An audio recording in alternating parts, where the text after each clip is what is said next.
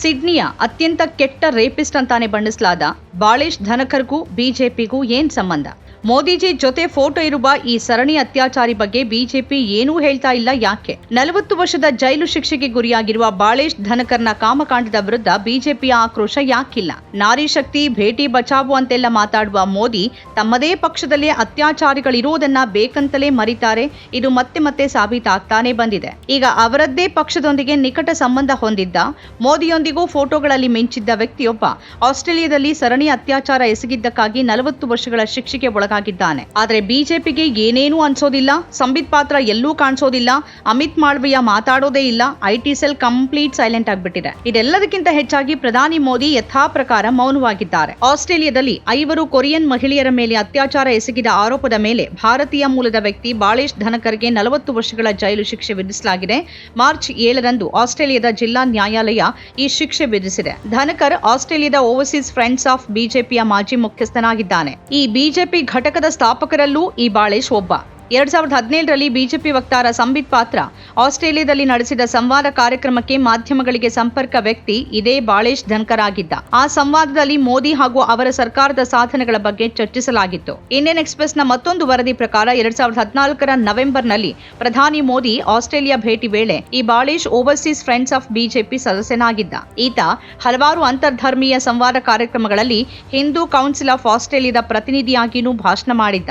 ಸಿಡ್ನಿಯ downing ಸೆಂಟರ್ನಲ್ಲಿರುವ ಜಿಲ್ಲಾ ನ್ಯಾಯಾಲಯದ ತೀರ್ಪುಗಾರರ ಪ್ರಕಾರ ಧನಕರ್ ನಗರಕ್ಕೆ ಹೊಸದಾಗಿ ಬಂದ ಯುವತಿಯರಿಗೆ ಉದ್ಯೋಗದ ಭರವಸೆ ನೀಡಿ ಆಮಿಷ ಒಡ್ತಾ ಇದ್ದ.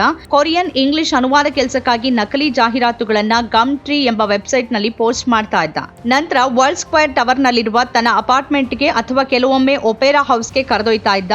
ವೈನ್ ಅಥವಾ ಐಸ್ ಕ್ರೀಮ್ನಲ್ಲಿ ಅಮಲು ಪದಾರ್ಥ ಬೆರೆಸಿಕೊಟ್ಟು ಬಳಿಕ ಅತ್ಯಾಚಾರ ಎಸಗ್ತಿದ್ದ ಅಂತ ಹೇಳಲಾಗಿದೆ. ಅಲಾರಾಂ ಗಡಿಯಾರದಲ್ಲಿ ಸ್ಪೈ ಕ್ಯಾಮೆರಾ ಅಳವಡಿಸಿದ್ದ ಆತ ತನ್ನ ಅತ್ಯಾಚಾರ ಕೃತ್ಯಗಳನ್ನ ರೆಕಾರ್ಡ್ ಕೂಡ ಮಾಡ್ತಿದ್ದ. ಆತನ ನಡವಳಿಕೆ ಪೂರ್ವ ಯೋಜಿತ ಮತ್ತು ಅತ್ಯಂತ ಹಿಂಸಾತ್ಮಕವಾಗಿತ್ತು ಅಂತ ನ್ಯಾಯಾಧೀಶರು ಅಭಿಪ್ರಾಯಪಟ್ಟಿರುವುದಾಗಿ ವರದಿಯಾಗಿದೆ. ಸಿಡ್ನಿಯಲ್ಲಿ ಇತ್ತೀಚೆಗೆ ನಡೆದ ಅತ್ಯಂತ ಕೆಟ್ಟ ಕೃತ್ಯಗಳಲ್ಲಿ ಇದು ಒಂದಾಗಿದೆ ಅಂತ ಮಾರ್ನಿಂಗ್ ಹೆರಾಲ್ಡ್ ವರದಿ ಹೇಳಿದೆ.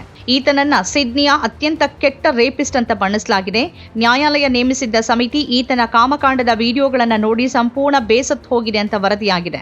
ನಮ್ಮಿಂದ ಇದನ್ನ ನೋಡೋದು ಕಷ್ಟ, ನಮ್ಮನ್ನ ಬೇಗ ಮನೆಗೆ ಕಳಿಸಿ ಅಂತ ಆ ಸಮಿತಿಯ ಸದಸ್ಯರು ವಿನಂತಿಸಿದ್ರು. ಈ ಬಾಳೇಶ್ ಧನ್ಕರ್ ಪ್ರಧಾನಿ ಮೋದಿ ಜೊತೆ ಕೈ ಕುಲುಕುವ ಫೋಟೋ ಈತನ ವೆಬ್ಸೈಟ್ ನಲ್ಲಿತ್ತು. ತನಗೆ ಪ್ರಧಾನಿ ಮೋದಿ ಜೊತೆ ನಂಟಿದೆ ಅಂತಾನೂ ಈ ಬಾಳೇಶ್ ಆಗಾಗ ಅಲ್ಲಲ್ಲಿ ಹೇಳ್ಕೊಳ್ತಾ ಇದ್ದ.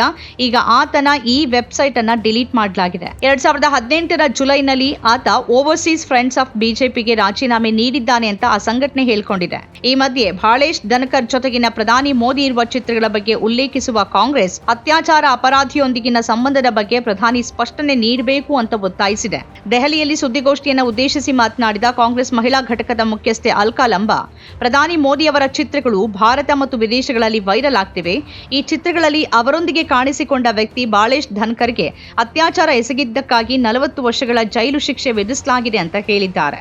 ಪ್ರಧಾನಿಯೊಂದಿಗೆ ಫೋಟೋಗಳಲ್ಲಿ ಕಾಣಿಸಿಕೊಂಡಿರುವ ಧನ್ಕರ್ ಉದ್ಯೋಗಗಳನ್ನು ಒದಗಿಸೋದಾಗಿ ಸುಳ್ಳು ಜಾಹೀರಾತು ನೀಡಿ ಉದ್ಯೋಗ ಹುಡುಕಿ ಬಂದ ಮಹಿಳೆಯರ ಮೇಲೆ ಅತ್ಯಾಚಾರ ಎಸಗಿದ್ದಾನೆ.